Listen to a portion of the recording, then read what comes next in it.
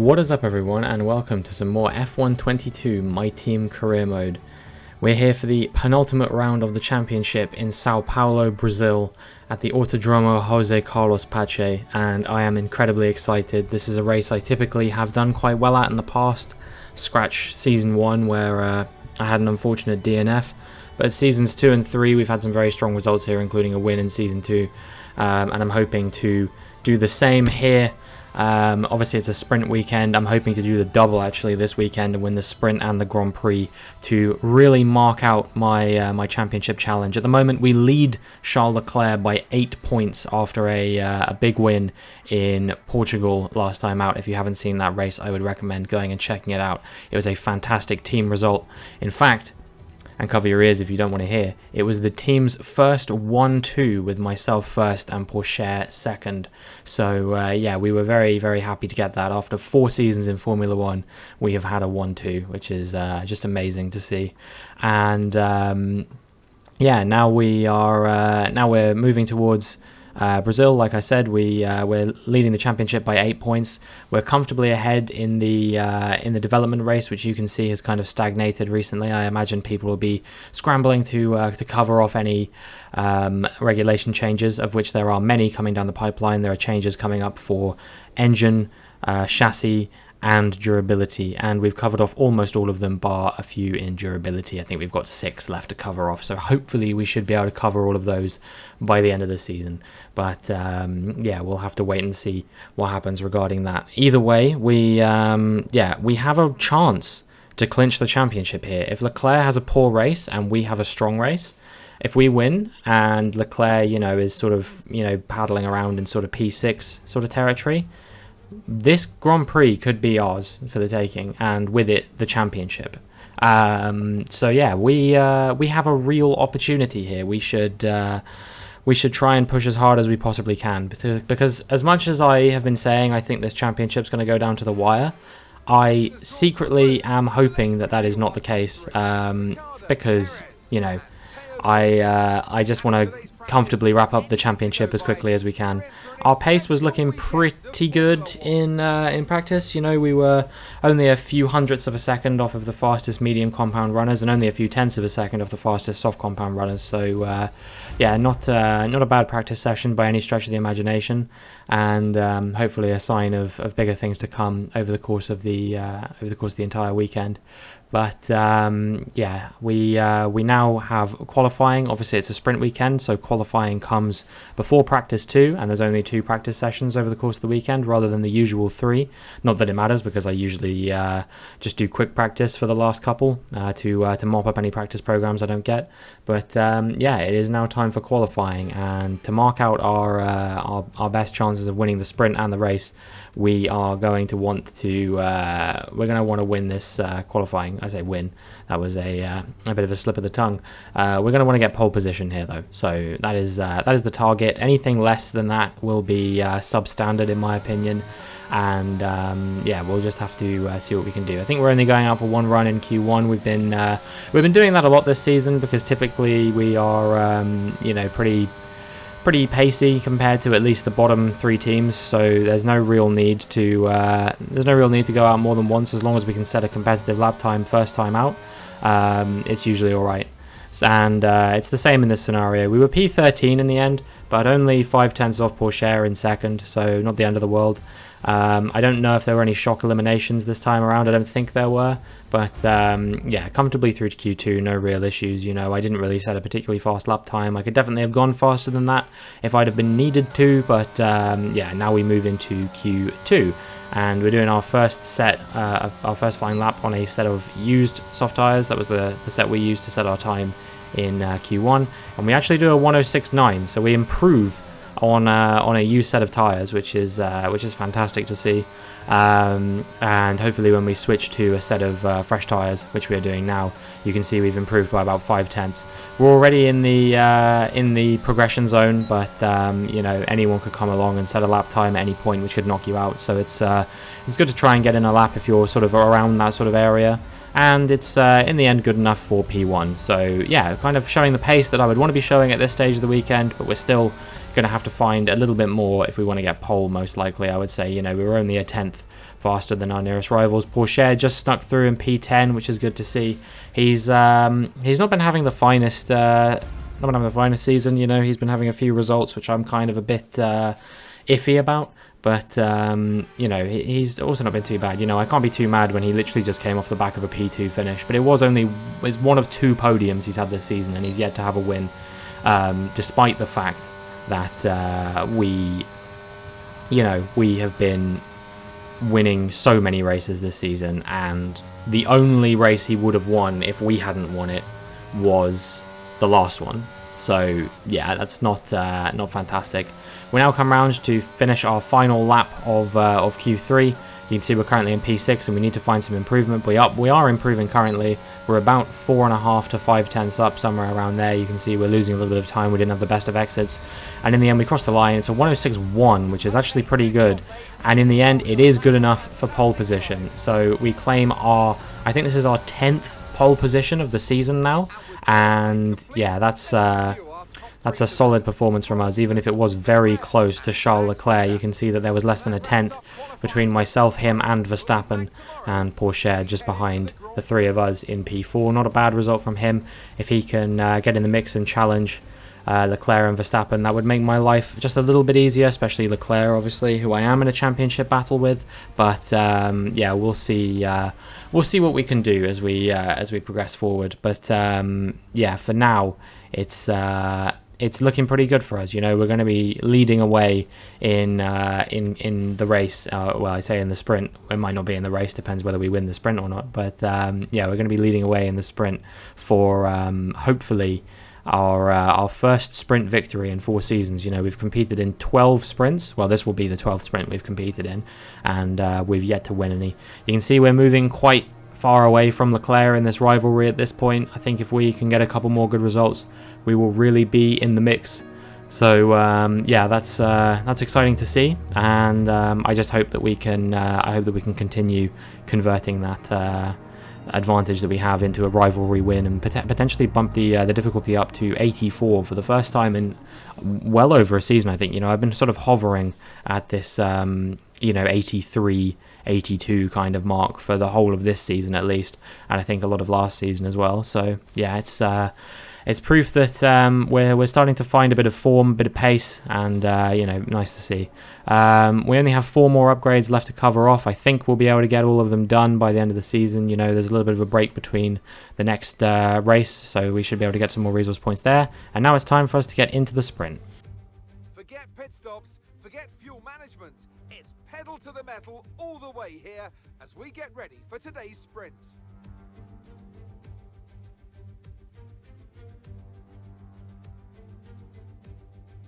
Yep, I forget always that Crofty doesn't say anything here, but there are 15 turns here, and I don't know how many to the left or right, but I assume there's probably, like, I'm trying to think, it's a counterclockwise circuit, right? So that means there's probably more corners to the left than there are to the right, but I don't know. Let's run you through the driver grid order for today's exciting sprint. Robinson lines up on pole position, and it's Charles Leclerc in P2. Moving on to the rest of the grid, we have Verstappen, Théo Pourchaire, Sergio Perez and Ricciardo, Russell, Gasly, Norris and Carlos Sainz, Fernando Alonso, Ocon, Alex Albon and Joe, Schwartzman, Tsunoda, Christian Lundgaard and Nicholas Latifi, Oscar Piastri, Mick Schumacher, Magnussen and Lance Stroll brings the grid to a close. Which of these drivers will get pole position today? We'll soon find out.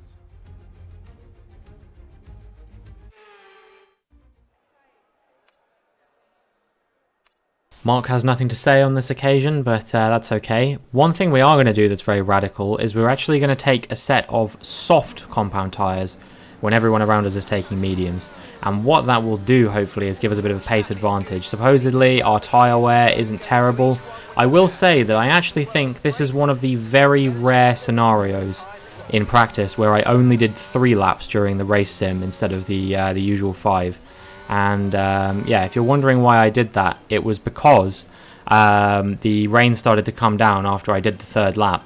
So I chose not to do the final 2 laps because I wouldn't have met the target anyway. I just thought I'd be suffering for a couple of laps, and it wouldn't have given me a representative picture of what my tyre wear and fuel consumption was like in the dry. So I just left it and only did 3 laps, which means that it might not be perfect and we might actually accumulate more tyre wear than we think we're going to.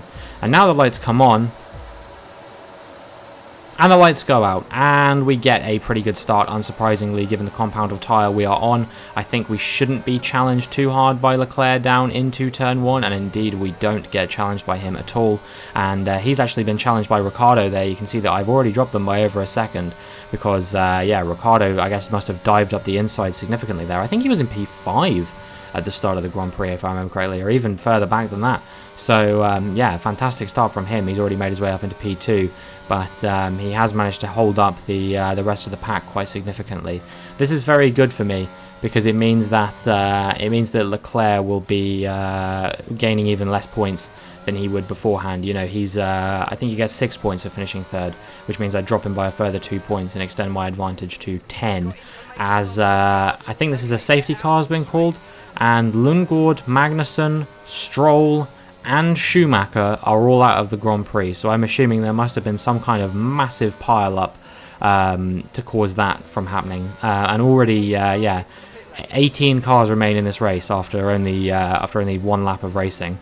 But yeah, the safety car comes out, and then the safety car goes back in, and we're going to have to try and get a good restart here. Now you can see before the safety car was called, we managed to build a massive gap to the cars behind. I think it might be slightly more difficult on this occasion, but we do get a pretty good restart. You can see we're pulling away from Ricciardo now, and yeah, we're just going to try and hightail it out of here, and hopefully we can find ourselves in without a second. Well, sorry, what I'm trying to say, out of 1 second range of Ricciardo, so he doesn't have that DRS by lap 6 when the DRS will get activated. For the first time in the Grand Prix, actually, because the safety car was called on lap 1. And yeah, now we move on to lap 7, and you can see that we have done exactly that. We just have a bit too much pace. But there is another safety car as Zhou Guanyu retires for the 3rd consecutive Grand Prix. I'm not sure if that was due to damage or due to you know, a mechanical thing, but in any case, there is another safety car, and yeah, like I said, his 3rd consecutive DNF. Not a fantastic run of form for him, but the safety car goes away again quite quickly. By lap 9, it's all cleared up, and yeah, we're just not getting very much racing here at all, to be perfectly honest. Like, there's just there's not really much going on here whatsoever. So yeah, we're gonna have to lead away the safety car once again. You can see once again we get a decent enough restart. We're not being challenged down into turn 1, and yeah, it's good to see. There is another yellow flag. I don't know if that's another DNF or what's going on here. And indeed, Schwartzman is out of the race, but they are not looking for a safety car because we've already had 2 in a 12-lap race. I think it's a tiny bit ridiculous. We just get no running if there are any more safety cars. So yeah, he brings the number of drivers in this sprint down to 16 now, both Aston Martins, both Alfa Romeos, Joe and Schumacher also out, and it's about to become 15 because another driver is retiring from this race, and that is Daniel Ricciardo, who was having such a strong performance in this sprint, is now out, and yeah, he will not be back. So yeah, disappointing for him. But that brings the total number of drivers down to 15, and I just hope that there aren't going to be many more DNFs in this sprint race. But as we move on to lap 12 now, you can see we're being closed down a little bit by Charles Leclerc. He looks like he might dive up the inside there, but thinks better of it. But he is going to be pressuring me all the way up to this fast right-hander now. He might even have a look up the inside here. He does, actually. I have to cover him off, but I can't make contact with him because it'll probably end worse for me than it will for him, I imagine. And so we have to really be incredibly careful, exercise extreme caution there. We do just that, and yeah, in the end it is good enough for us to hold on to P1. But you can see that he's closing me down with some drama, you know. So there is a chance that he might get me before the line here, quite like Sainz did in Canada. You might remember he just had the pace on me at the end once my tyres had gone off, and it looks like Leclerc is going to have exactly that. He's closing the gap quite quickly. You can see it's already down to 3 tenths, 2 tenths. Is it going to get below 1 tenth? Not quite, but yeah, we do just about hold on to the win in this sprint. and keep Leclerc at bay. That is fantastic, because that would have meant that the gap would have been just 7 points, but instead we've grown it to 9 points, which means that even if Leclerc wins this race, we will still come out with the championship lead. Let's see how the drivers' standings have changed. Robinson increases their championship lead. It's time to see how things are shaping up in the Constructors' Championship. No change in the top spot then, but with today's points, their hold on that lead is getting weaker. There was also a strong showing from the Mercedes team today, as they make their way up the standings. With the sprint wrapped up, we now have our grid line up for the big race tomorrow. Be sure to join us then for what will no doubt be a fantastic race. So 9 points separate myself and Leclerc at the top, and only 1 point separates Jaguar and Ferrari at the top of the table. If myself and Porsche can get a strong result here, Jaguar can take the lead of the Constructors' Championship, and that is sort of the goal of my team career mode, really. Winning the Drivers' Championship is whatever, but winning the Constructors' Championship is everything, That's the goal when you make a team. You want to win the Constructors, and we have an opportunity to do this with only 2 races remaining. We just need a couple of solid performances from myself and Porsche. I know he's got the pace, but will he be able to deliver, or will he have a couple more incidents like he's been caught up in previous races? We will have to wait and see. But either way, this could be the race where I clinch the World Championship. So let's get into it. Welcome along then to where heroes and history are made. It's where the 2008 title was decided in the very final corner. And just 1 year later, Jenson Button stormed through from 14th on the grid to claim his one and only Drivers' Championship. It's time then for the Sao Paulo Grand Prix. It's an unusual anti-clockwise race here at Interlagos, where the Sao Paulo locals are packed into the grandstands at each of the 15 corners around this classic 2.7-mile circuit. 2 very fast sections bookend the famous and highly technical Sector 2, where getting a good run out of Junsao into one of the 2 DRS zones will be key to any overtaking prospects today. Before we begin, let's take a quick look at the grid lineup for today's race. Robinson lines up on pole position, and it's Charles Leclerc in P2. Looking at the rest of today's grid, we have Verstappen, Russell, Carlos Sainz and Gasly, Norris, Fernando Alonso, Albon and Nicolas Latifi, Ocon, Théo Pourchaire. They'll be starting further back after an earlier grid penalty. Oscar Piastri and Schwartzman, Perez, they've taken a grid penalty, Tsunoda, Guan Yu Zhou and Christian Lundgaard, Stroll, Mick Schumacher, Magnussen and Daniel Ricciardo fills the last spot on the grid. Now it's almost time for lights out, so let's go down to the track. It's race day yet again, and joining me for a chat is Anthony Davidson. And our racers are certainly in for a rough day today. What will you be watching out for as they head into turn 1? Well, the start of the race is always one of the most nerve-wracking parts. You have to hope that everyone is able to get off to a clean start, and this is possibly the trickiest part of the entire race. So many drivers in such a small space, and finding your braking point into turn 1 as well. It's a testament to the driver's skill that there aren't more incidents.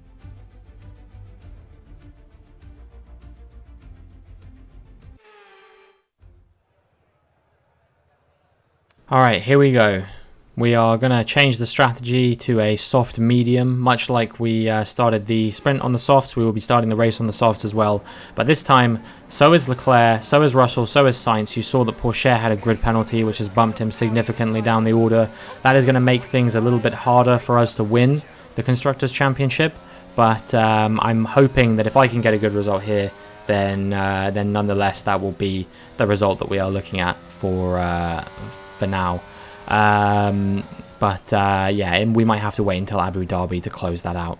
We line up on the grid, and obviously this is a key part of the weekend. We need to make sure that we get a good start, and Leclerc is going to be a much more fierce customer with the soft compound tyres than he was on the medium compound tyres in the sprint. We are going to be we're going to be pressured quite hard here, and the lights come on.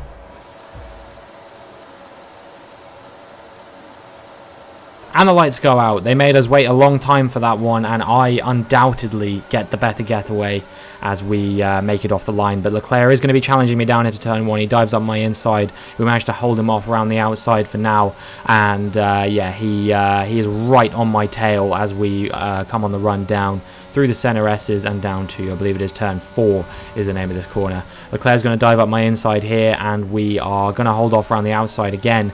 But yeah, so far we are under immense pressure from him. You can see that he is completely unrelenting. He's even going to try and go up my inside at this fast right-hander. I think we're just about going to hold him off on this occasion. But man, this guy is not giving up. He wants this championship just as much as I do. He's already got 2 to his name. He's going to have to maybe wait another year before he can make it 3 and join that elite club that includes the likes of Jim Clark, Alan Prost, and of course the greats like Fangio, Senna, and Michael Schumacher and Hamilton as well.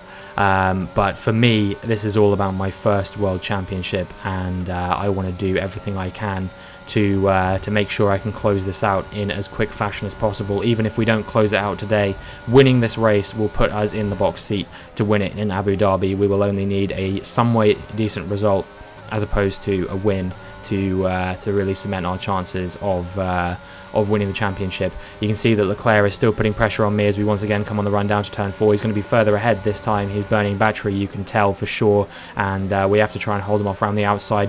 Cleaner racing than previous years when people have gone through that corner. No one forcing each other off the track on this occasion. We just do some nice wheel-to-wheel stuff, and I managed to find the grip on the outside to keep him at bay for the time being. But now as we move to the end of lap 2, you can see that he is closing me down. The DRS is going to be enabled now. He's going to try and go around my outside on this occasion. We'll see if he can pull it off. I managed to hold him off as I keep to the inside, and now we are going to go through the S's and back down on the run to turn 4. This is where the action has been so far. This time he's going around my outside, and you can see that I am not fighting that one back with the DRS. He is just too fast to stick to. But we're going to try and hold on to the back of him and see if we can find our way back into the lead of the race. We come to the end of lap 3 now, and you can see that he has driven away a little bit, but not drastically. We are going to have the DRS, and we're going to have to burn a lot of battery to keep him at bay, I imagine. We are not particularly strong out of the corners. We don't get much traction. I've been advised by people on TikTok as to how to potentially improve my traction, so that's something I might have to employ in future races. We're going to dive up the inside here, and we make the move, and that is crucial for this championship potentially. You know, Leclerc needs this win much more than I need this win, and that is an overtake that could potentially spell the end of the championship for one of us. And it's not going to be me. Leclerc on lap 8 tries to go up the inside again. We're losing tyre grip now though, so he's going to have a real challenge here, but he has the traction, and he actually manages to get ahead of me there. I can't quite hold on around the outside. I try and look around the outside of the fast right-hander, and actually I dive up the inside here and go over the track a little bit, but they don't tell me to give the place back, so I'm not giving the place back. This is gloves off. This is 2 rivals for the championship going wheel to wheel in the penultimate race for 8 laps. Do you really think I'm giving that position back unless I absolutely have to? I don't care if it's the moral thing to do in this scenario. Morality went out the window when he spun me out in Silverstone. Ever since then, it's been gloves off between me and him. You know, things have been incredibly heated. I'm sure this will be a may the best man win scenario, but I'm going to use every advantage I can get, even if that includes corner cut warnings. Once again, he challenges me up the inside there. We go wheel to wheel through the S's once again, but he has to cede the position to me for now. It does mean that he will get the DRS here as we come on the run down to turn 4 again, and I imagine that this challenge will be anything but over from Charles Leclerc. He is one tough customer today, and he tries to go up my inside again. We'll see if he's going to do the same thing he did on the previous lap. I squeeze him further to the inside on this occasion because I don't want to repeat of last lap. And yeah, once again, we are going to hold him off. We go to the inside, and as we come through the fast right-hander, we actually go over the track a little bit. I probably could have avoided doing that, but in any case, we now need to be careful, because if we go off the track one more time, we will be getting a corner cutting warning, and I say corner cutting warning, it'll be a penalty, and that will allow Leclerc, no doubt, to breeze into the lead of the race. Lap 10, and we are coming in to fit a set of medium compound tyres to the end, and I imagine it will only be a matter of time before other cars, including Leclerc, are coming in as well. We get a pretty good stop, as you can see. We get the turn in just right, and that allows them to pull off a 2.3 second stop, which means that we will potentially be able to compete with Leclerc on exit. But what is going to happen is that we are going to come out into some very heavy traffic. Stroll is only 1.5 seconds up the road from me, and then there is a big train of cars only about 4 seconds up the road, and they're not probably going to be stopping for another 6 or 7 laps yet, because they're on the medium compound tyres, and that's what they started on. So what this means is that it's going to be a bit tricky for us to try and build a gap to Leclerc, but if we can make these moves work, like we just do up the inside of Stroll there, we have a real opportunity to build a big gap between myself and Leclerc as he gets caught up in these back marker cars, and it could potentially prove that maybe the medium hard strategy was the correct strategy to be on all along if Leclerc is going to get caught up by all of these back markers. You can see that Stroll was there, and now we're going to get past Schumacher, and now it's Zhou Guanyu, who of course had that DNF in the sprint race, as did Stroll and Schumacher actually. Schwartzman too had a failure, and Lundgaard. So everyone we're overtaking right now is someone who didn't finish the sprint. We are going to try and see if we can get ahead of Schwartzman in this DRS zone, but he will have DRS to his teammate Lundgaard, who is pressuring my teammate Pourchaire at the moment. 2 Alfa Romeos and a Jaguar sandwich as Pourchaire comes into the pits to fit a set of hard compound tyres, maybe, not sure. It seems a little bit early for him to be pitting, but maybe he had damage or something like that. Schwartzman has to take evasive action there, not to go into the back of his teammate, and that allows me to make the move stick. You can see that Perez is trying to get ahead of Albon up into P4 over there, and as we move a little bit further ahead, we now go around the outside of Lundgaard at this fast right-hander, and now we're going to try and go around the outside of Albon as well as we come to the end of it. We're just picking them off left, right and centre with a faster car and faster tyres. It's not really a competition at the moment, and now we're going to try and dive up the inside of Perez as well. And you can see that, we have managed to make all of these moves work in just a matter of a couple of laps. And, Leclerc is still a long way behind. He's going to be held up by a lot of these cars until they choose to pit, which is going to allow me to extend the gap quite a lot. You can see that Leclerc is still at least behind Lundgaard, and Lundgaard is 9 seconds down on me now, so we have extended the gap to Leclerc to at least 9 seconds.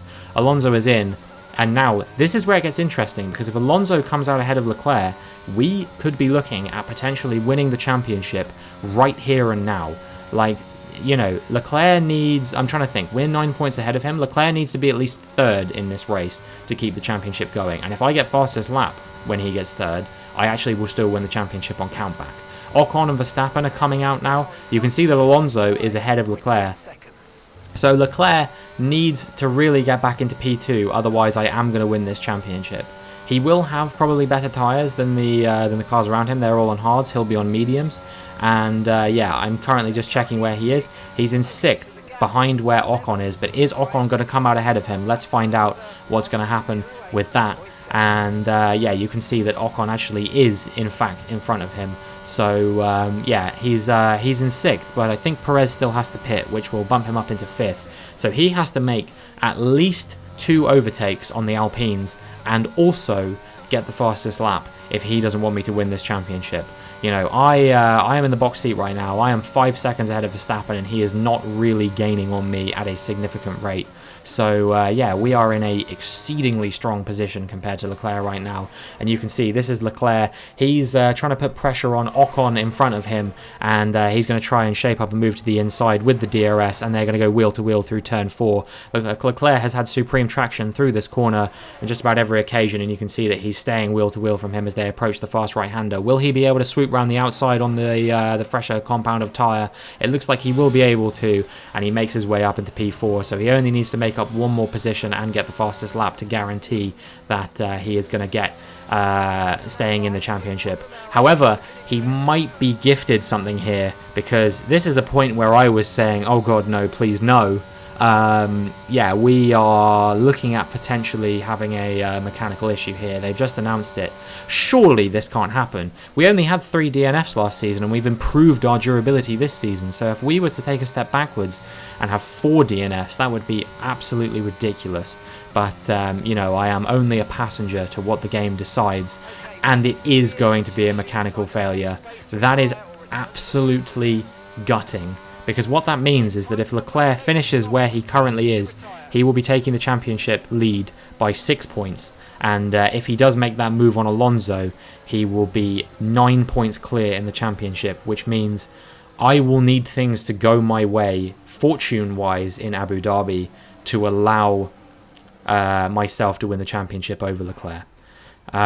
So, yeah, scary times now for us. We could be out of the championship with this retirement. And that could just be it. But let's find out. Another superb Sao Paulo Grand Prix comes to an end then, and it's a thoroughly deserved victory.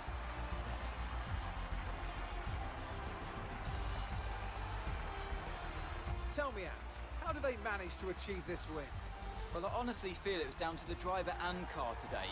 I mean, we can talk driver skill all day, but if you don't have a solid team to back that, you're never going to get anywhere. When you hit that sweet spot of having both an excellent driver and an incredible car, that's when you see results like those we witnessed today.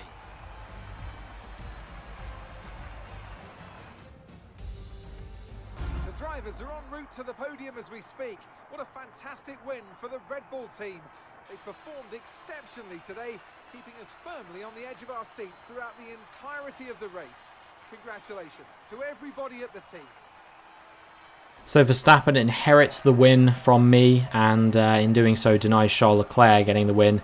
And what that means is that Leclerc only is able to get second and move to, I believe, 9 points ahead of me in the championship now. But yeah, that means that in Abu Dhabi, I am going to have a fortunate result. Leclerc is going to need to finish no higher than 3rd, and I'm going to need to win the race, basically. After this round of the World Championship, here's how things look in the drivers' table. Charles Leclerc's points today take him to the top of the championship standings. Well, after an incredible day of racing, who was your driver of the day, Ant? Yuki Tsunoda gets my vote today. It's time to check out the constructors' standings. Ferrari continue to extend the gap at the top of the table. Meanwhile, Alpine move up the table with another strong performance this weekend. I'm equal parts exhausted and elated with this weekend of Formula One, so be sure to join us for the next one. Well then, scary times. Abu Dhabi needs to go my way, you know? It can't not. I can't... In that race, I was looking at, even if Leclerc recovered to P3 or P2, Abu Dhabi would just need to go somewhat okay. I'd need like a P5 to claim the championship. Now... I mean, there's a number of permutations. I'm sure you can probably figure them out yourselves. But the most obvious one, based on the performance of myself and Leclerc this season, is that I win, and Leclerc, even if he gets fastest lap, 3rd won't be enough. So Leclerc just needs to finish P2 to hold on to this championship. That's all he needs. It doesn't matter where I finish. He just needs a P2 finish. And I need a win, and Leclerc no higher than 3rd. So... we'll see if it happens. You don't want to miss the final race of the season coming up next in Abu Dhabi. I hope you enjoyed. If you did, make sure you like and subscribe, and hopefully I will see you in the final one.